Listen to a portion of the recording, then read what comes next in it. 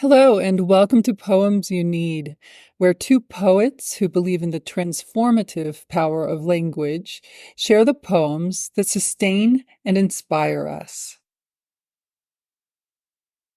Hi, I'm Kelli Russell Agodon, And I'm Melissa Studdard. and today we're reading poems by Jennifer Martelli. And the poem I've chosen is from her next book, which is a wonderful book, and I am lucky enough that I got to blurb it, called The Psychic Party Under the Bottle Tree. And I'm just going to jump right into my poem so we can talk about it. It's called Cremains. I make my squirrels fat. Feed them oatmeal, apple bars, bread slathered with almond butter. My last living cat likes to watch them scurry down from the maple in my neighbor's yard, likes to watch them on the patio bricks, and her eyes become moons. Upstairs in my bedroom, which rests in the middle branches, I keep 3 small oak boxes filled with cremains. Good kitty, good kitty, good kitty.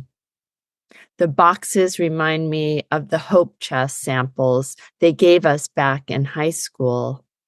Little coffins to fit a doll.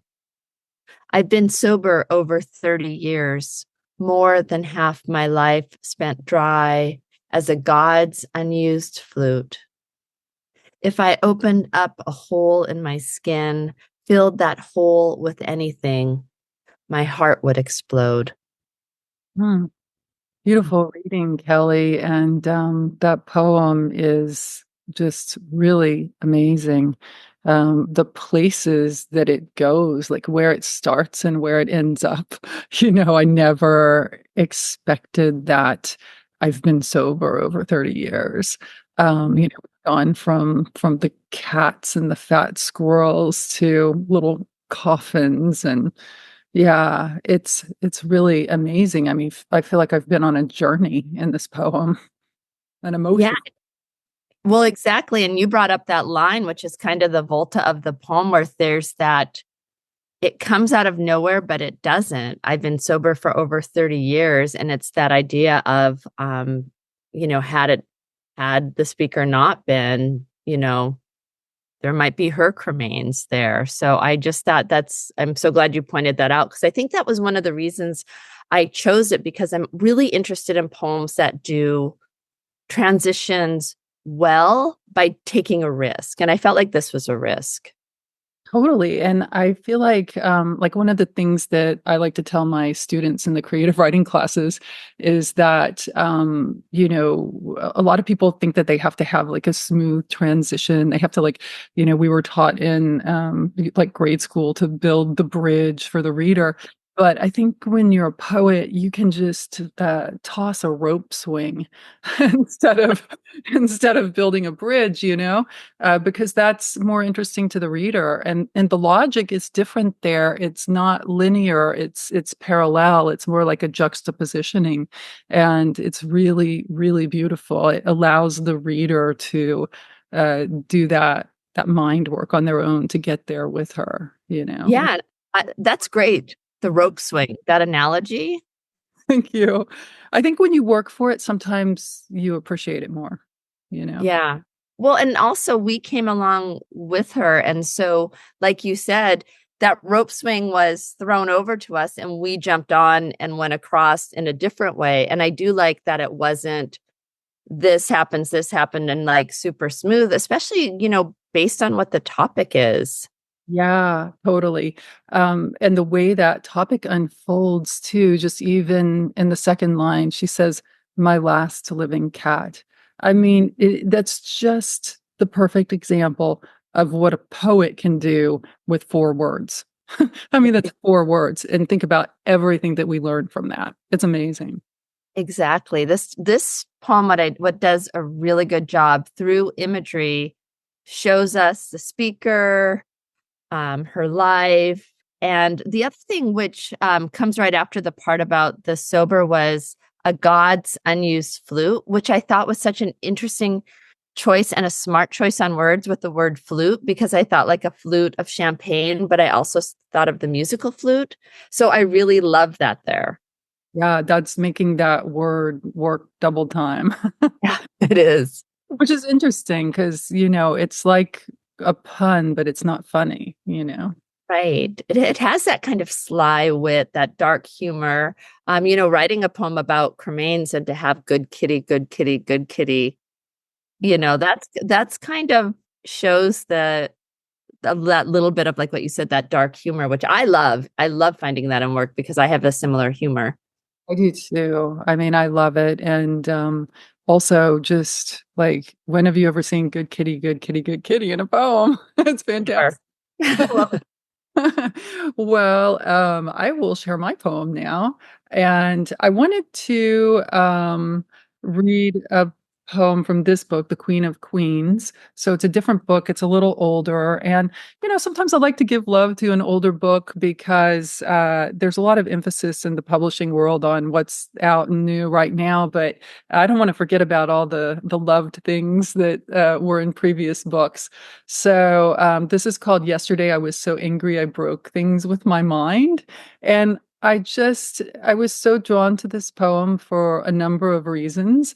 But I also just wanted to say that, you know, thinking about what the show is, Poems You Need, sometimes the poem that I need is not the poem that's about the beauty of the world or this or that. It's the poem that makes me feel understood and feels like, yeah, she's angry too, you know, because poets don't write about that quite as much. And so I was really drawn to it. So yesterday I was so angry I broke things with my mind. The chunky juice glass on the granite counter, the cat's chipped saucers for kibble and cream, the thick white mug, its shattered curves lay in fat white pieces, thick as oyster shells, the brokenness capturing light like a poem about the moon or the moon's memory of a tide. I've been angry for so long, or maybe just afraid of not really being here. Parts of me in pieces, left eye, my upper lip, the third rib, the mound at the base of my thumb. One of those seasonal constellations connected with a finger. Cleaning it up was hardest. Its skinny pieces reflected blue and cold, hungry like a mirror. They wanted the tender instep, the calloused soul. They wanted the deep green purple vein. I swept and swept with my favorite whisk broom, but still the tiny slivers shone all over my floor, a night sky, magnetic and inversed. Wow. That's a wonderful reading, a wonderful poem. And I'm glad that you pulled something from the past because yeah, you're exactly right. I feel like new books allow us to find a poet's other books because poetry is such a strange thing. I've had something where I've read someone's book thinking it's like, oh, it's their first book. And then I've had the luxury of going back and getting to read other books. So I'm really glad that you brought something from the past. Um, I love this poem. It's like what you said is about the anger is that we don't always have the permission to write about it. And I especially think sometimes as women, especially women born in a certain time, like anger was really not good, but it really teaches us boundaries. And there is something so fantastic about breaking something. And this poem really captures that idea of just being so mad that you just want to throw something. So I too also felt like seen and happy and like that line where it says, I've been angry for so long. And that's that if any of the listeners here, if anyone saw this poem on the page, that's like right in the center. And so it feels like the whole poem surrounds it, like the center of a plate. So I loved the way this poem was formatted. And the other thing I noticed, which I know this poem, but I heard it for the first time, was the last line, a night sky magnetic and inversed. And this time I heard it as in verse. Mm. So like she's really captured this in the poem, and now I get to think about that word differently, which I hadn't really thought about. Well, me too. Thank you for pointing that out because I'm definitely looking at that differently now. And I actually really love that ending, the tiny slivers shown all over my floor, a night sky magnetic and inverse. It's, those slivers are her anger, right? She can't clean her anger all the way up, just like she can't clean those tiny slivers up. And I guess I'm thinking a lot about my students today because it also reminded me of a prompt that I give my students where they have to break something, and then whatever is broken, what is the reflection of that? And that's sort of, like what the poem is about. And here she's chosen to actually end the whole poem with that kind of image. And it's stunning. And it just goes to show how much things don't need to be explained. Ending with that image instead of explaining, like, I'm still feeling angry. It's great. It says everything it needs to say. And I love also what you said about the way that that line, I've been angry for so long, is an anchor in the center of the poem. I hadn't really noticed that until you mentioned it. And it is such a powerful thing. And I think the one thing I was noticing about that line is that the lines before it and after it are so long, and there's a lot of listing, so that when there's that short statement, I've been angry for so long, it just jumps out at you in that context, right? And that was just such just an incredibly smart choice to make that, because when I read that line, I felt it in my bones, Right.